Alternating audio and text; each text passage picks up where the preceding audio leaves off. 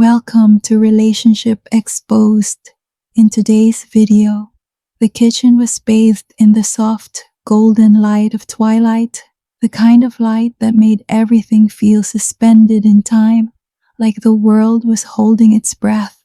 Emily stood silently at the sink, her hands immersed in warm, soapy water. The dishes had long been cleaned and rinsed, but she lingered, fingers absently tracing the smooth edge of a plate, as if the motion could tether her to something solid and real. Outside, the sky was bruised with shades of deep indigo and soft violet, pressing gently against the kitchen window pane. The hum of the dishwasher played in the background, a mechanical heartbeat disguising the heavy silence that filled the room. A silence not of peace, but of resignation, the kind that settled over a life like a slow, suffocating fog. She felt it in her chest, a dull ache she'd grown so used to that it no longer startled her. It was just there, like a shadow she couldn't shake. In the living room, David, her husband, was sprawled on the couch, eyes fixed on the TV. The flickering images cast dull shadows across the walls. They hadn't truly spoken in days, maybe weeks, not in any meaningful way. If she were honest, not in years. Their marriage hadn't shattered in a storm of fights or infidelity. It had eroded gently, worn down like coastal stone by waves that never stopped coming. There had been no explosion, just slow, persistent withdrawal. Emily, at 42, felt more like a ghost than a wife. She moved through routines, lifeless and automatic, tethered to a life that no longer felt like hers. She remembered when their silence had been different, when it had felt intimate, even comforting, like a shared blanket on a cold night. They used to laugh over burnt dinners and dance in the hallway to music only they could hear. They dreamed together of places they'd visit, children they might raise, futures they would build. But those dreams had faded. David's work began to consume him. Late nights turned into weekends at the office, missed dinners, unreturned texts. The gap between them had widened until it was no longer a crack. It was a canyon. She filled her days with errands, work, and distractions, anything to avoid confronting the gaping loneliness. They still shared a bed, but even that felt symbolic.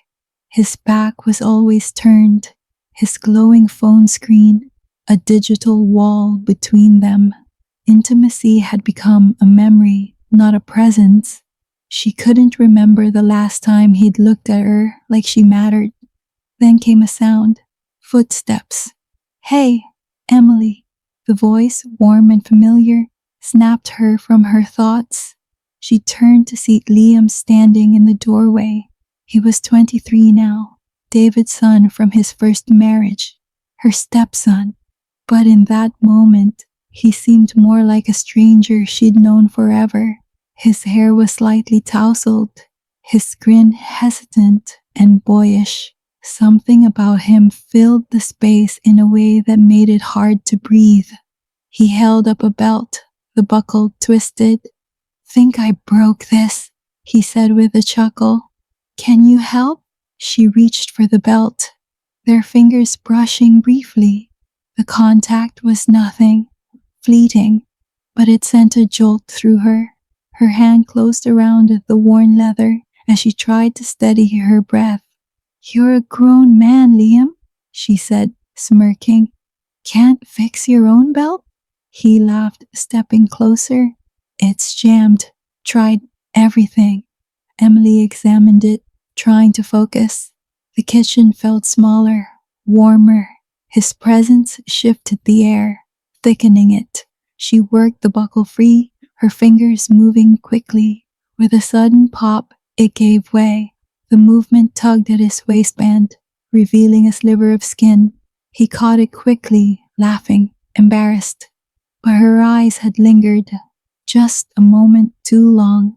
Their gazes met.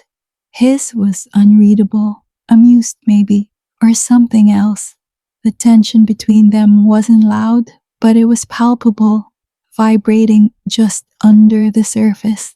She cleared her throat. Guess it's beyond saving, she murmured. Yeah, he said, still watching her. Neither of them moved. That night, lying next to David as he snored beside her, Emily stared at the ceiling. She replayed that moment. The smile, the touch, the way Liam had looked at her. It should have been a passing moment, but it wasn't. The days that followed felt charged. Ordinary moments took on new weight. Liam asking about her day, reaching over her in the kitchen, laughing at something only they shared. It was harmless. It was nothing until it wasn't. One evening, a storm rolled in while David was away on a business trip. The sky turned gunmetal gray. Thunder growled in the distance. Emily wrapped herself in a blanket on the couch, a book resting unopened in her lap. Footsteps again. Made you some tea, Liam said, stepping into the room with 2 mugs. She blinked. You didn't have to. Felt like it. Their fingers touched again as he handed her the mug. That same jolt. Electric. Alive. He sat down beside her, not across the room, not with distance. Close.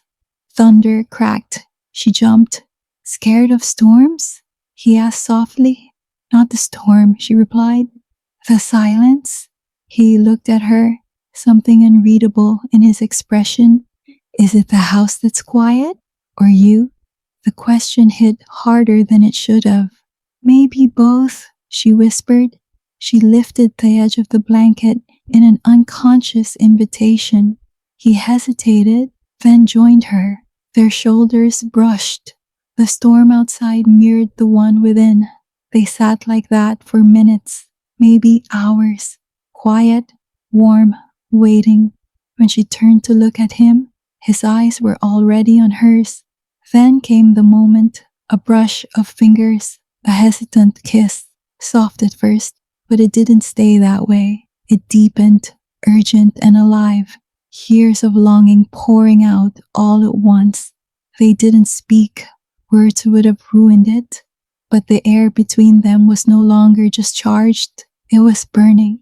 Afterward, they sat in silence, her head against his chest, his hand tracing patterns along her spine. It felt impossible, unreal. Tell me this wasn't a mistake, he whispered. She didn't answer because she didn't know.